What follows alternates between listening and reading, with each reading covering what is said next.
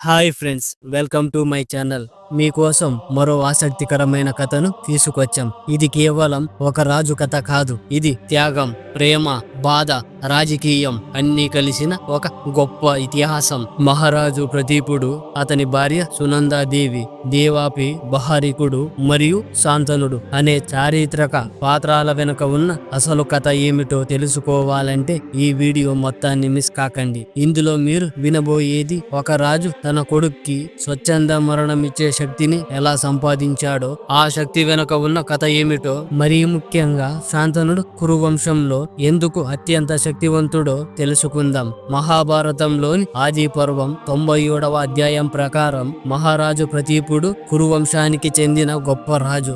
ఒకరోజు ఆయన తపస్సు చేస్తున్నప్పుడు గంగాదేవి ప్రత్యక్షమై ఆయన్ను వివాహం చేసుకోవాలని కోరింది. అయితే ప్రతీపుడు తాను వృద్ధుడినని, ధర్మానికి ఇది అనుగుణంగా ఇది కాదని చెప్పారు. కానీ గంగాదేవితో తన కుమారుడు శాంతనుడు పెళ్లి చేసుకుంటాడని ఆమెకు మాట ఇచ్చాడు. ప్రతీపుడు తన భార్య సునందతో కలిసి కుమారుడి కోసం తపస్సు చేశాడు. ఆ తపస్సు ఫలంగా వెలుగులు ప్రసరించే శిశువు గర్భధారణ అయింది. వృద్ధ దంపతులకు తగిన వారసుడు వచ్చినందున అతనికి శాంతనుడు అని పేరు పెట్టారు. శాంతనుడు చిన్ననాటి నుంచి అన్ని శాస్త్రీయ విద్యల్లో నైపుణ్యం సంపాదించాడు. వేదాలు చదివి అన్ని ధర్మాన్ని బాగా అర్థం చేసుకున్నాడు. యవ్వనానికి వచ్చాక ప్రజల రక్షణ బాధ్యత తీసుకున్నాడు. ధనుర్వేదంలోను అతనికి అసాధారణ నైపుణ్యం ఉండేది. అప్పుడు ప్రదీపుడు శాంతనుడిని పిలిచి ఇలా అన్నాడు: కుమారా, భవిష్యత్తులో ఓ అందమైన అమ్మాయి ప్రేమతో చూస్తూ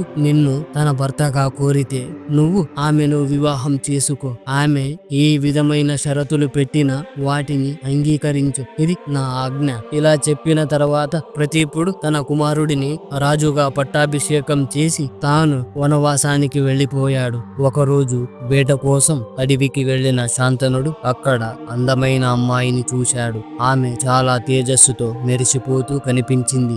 ఆమెను చూడగానే శాంతనుడు ఆశ్చర్యపోయాడు. అదే సమయంలో శాంతనుడిలోని ప్రత్యేకమైన కాంతి ఆమెకు ఆకర్షించింది. ఇద్దరు ఒకరినొకరు చూసుకున్న క్షణంలోనే ఒక వింత అనుభూతి వారి మధ్య ఏర్పడింది. వెంటనే శాంతనుడు ఆ అమ్మాయితో నెమ్మదిగా ఇలా అన్నాడు: దేవి, నువ్వు నా భార్యపై నాతో కలిసి ఉంటావా అని అడిగాడు. శాంతనుడిని చూడగానే గంగాదేవికి తన గతం గుర్తుకొచ్చింది. పూర్వం తాను ప్రతీపుడు అనే రాజుకు ఇచ్చిన మాట, అలాగే ఆయన కొడుకుని పెళ్లి చేసుకోవాలని తన కోరిక ఆమెకు గుర్తుకొచ్చింది. అందుకే ఆమె శాంతనుడితో ఇలా అంది: రాజా, నేను మిమ్మల్ని పెళ్లి చేసుకుంటాను, కానీ నాకు షరతు ఉంది. నేను ఏ పని చేసినా అది మంచిదైనా చెడ్డదైనా సరే మీరు నన్ను ప్రశ్నించకూడదు. ఒకవేళ మీరు నా నిర్ణయాలను అడ్డుకుంటే ఆ క్షణం నుంచే మన బంధం తెగిపోతుంది. శాంతనుడు ఏమీ ఆలోచించకుండా ఆ షరతుకు ఒప్పుకున్నాడు. తర్వాత ఆమెను తన రథంపై ఎక్కించుకొని రాజధానికి తీసుకెళ్లాడు. ఇద్దరూ ఎంతో సంతోషంగా కలిసి జీవించారు. కొంతకాలానికి గంగాదేవి 8 మంది కుమారులకు జన్మనిచ్చింది. వారంతా దేవతలాగా చాలా తేజస్సుతో పుట్టారు. కానీ ఆశ్చర్యం కలిగించే విషయం ఏమిటంటే ప్రతి బిడ్డ పుట్టిన వెంటనే గంగాదేవి వారిని గంగా నదిలో వేసి చంపేసేది. ఈ సంఘటన శాంతనుడికి చాలా బాధను కలిగించాయి. కానీ అతను తన భార్యకు ఇచ్చిన మాట ప్రకారం ఆమెను ఏమీ అడగకూడదని నిర్ణయించుకున్నాడు. కాబట్టి అతను మౌనంగా తన బాధను దిగమింగుకున్నాడు. 8వ కుమారుడు పుట్టినప్పుడు రాజు శాంతనుడు ఇక తట్టుకోలేకపోయాడు. తన మనసులోని బాధను బయట పెడుతూ గంగాదేవిని ఆపి ఇలా అన్నాడు: దేవి, దయచేసి ఈ బిడ్డను చంపవద్దు. నీ సొంత పిల్లలను నువ్వే ఎందుకు చంపుతున్నావు? అప్పుడు గంగాదేవి ప్రశాంతంగా సమాధానం ఇచ్చింది: రాజా, ఈసారి నేను ఈ బిడ్డను చంపను. కానీ మన మధ్య ఉన్న ఒప్పందం ప్రకారం నాతో మీ బంధం ముగిసింది.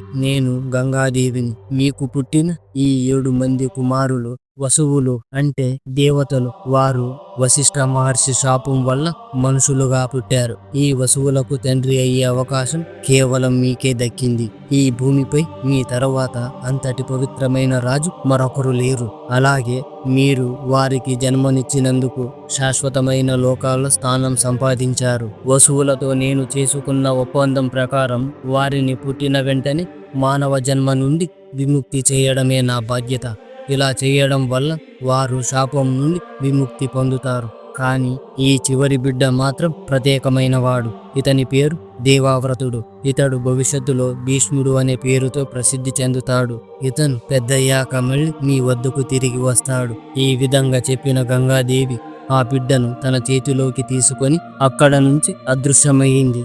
రాజు శాంతనుడు నిజంగా గొప్ప వ్యక్తి. ఆయన చాలా తెలివైనవారు. ధర్మాన్ని ఎప్పుడూ తప్పకుండా నడుచుకునేవారు.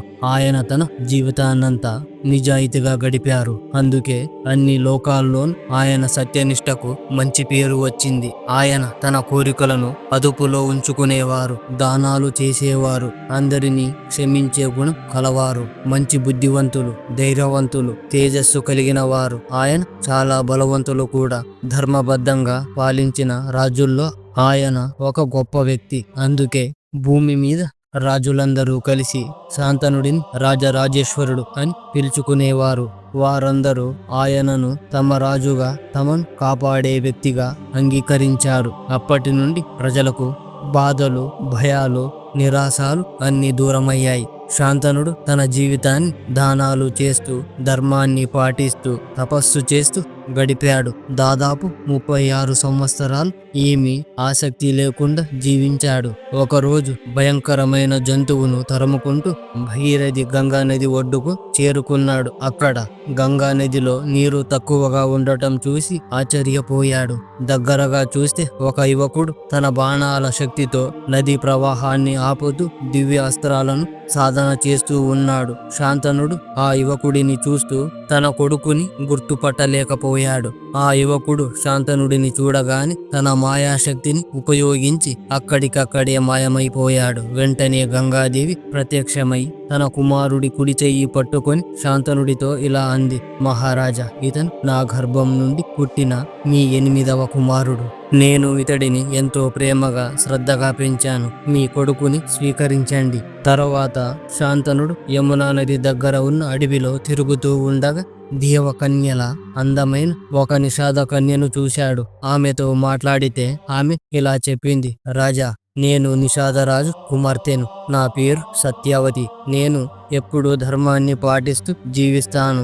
శాంతన మహారాజు నిషాదరాజు దగ్గరికి వెళ్ళి ఆయన తన కుమార్తెను పెళ్లి చేసుకోవాలని అనుకున్నాడు. అప్పుడు నిషాదరాజు ఇలా అన్నాడు, రాజా, నా కూతురిని నీకిస్తాను, కానీ ఒక షరతు. ఆమెకు పుట్టిన కుమారులే నీ తర్వాత రాజు కావాలి. ఆ మాటలు శాంతనుడికి చాలా బాధ కలిగించాయి. ఎందుకంటే అప్పటికే దేవవ్రతుడు ఉండగా ఇంకొకరిని వారసుడుగా చేయడం ఆయనకు ఇష్టం లేదు. కానీ ఈ విషయం తన కొడుక్కి చెప్పకుండా లోపలే బాధపడుతూ ఉన్నాడు. ఒకరోజు దేవవ్రతుడు తన తండ్రిని కలవడానికి వెళ్ళాడు. ఆయన దిగులుగా ఉండటం చూసి ఇలా అడిగాడు, నాన్న, మీ ఆరోగ్యం బాగానే ఉందా? ఈ భూమి మీద ఉన్న రాజులందరూ మీకు లోబడి ఉన్నారు, అయినా మీకు ఎందుకు బాధగా ఉంది? అప్పుడు శాంతనుడు దేవవ్రతుడితో ఇలా అన్నాడు, కుమారా, నువ్వు లేకపోతే మన వంశం ఆగిపోతుందనే భయం నా మనసులో ఉంది. నువ్వు నాకు 100 మంది కొడుకులతో సమానం. కానీ మన రాజ్యాన్ని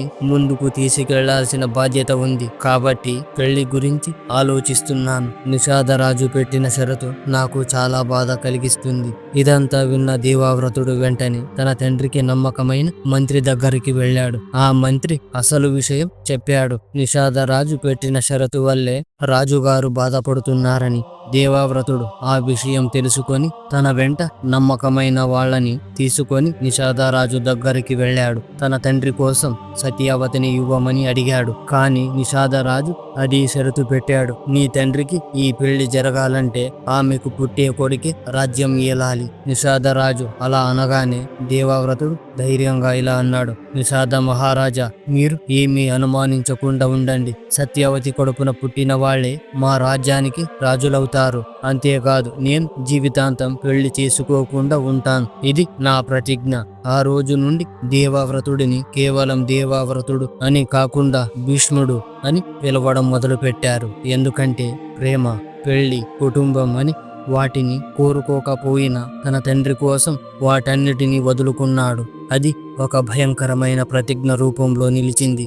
భీష్ముడు ఆ ప్రమాణం చేసి సత్యవతిని గౌరవంగా రథం మీద హస్తినాపురానికి తీసుకొచ్చి తన తండ్రికి శాంతనుడికి అప్పగించాడు. తన కొడుకు చేసిన త్యాగాన్ని చూసి శాంతనుడు చాలా సంతోషించి ఆశ్చర్యపోయాడు. తన కొడుకు యొక్క ధైర్యాన్ని, ధర్మనిష్టను మెచ్చుకుంటూ భీష్ముడికి ఇచ్ఛామరణం అనే వరం ఇచ్చాడు. అంటే భీష్ముడు ఎప్పుడు చనిపోవాలనుకుంటే అప్పుడే చనిపోయే స్వేచ్ఛను పొందాడు. ఈ వరం శాంతనుడికి ఎలా సాధ్యమయ్యింది? ఇది మామూలు శక్తి కాదు. మహాభారతంలోని తండ్రిగా, రాజుగా, మునిగా, నిజాయితీగా ధర్మాన్ని పాటించే వ్యక్తిగా శాంతనుడి పాత్ర చాలా గొప్పది. పూర్వజన్మలో ఆయన గొప్ప ఋషి.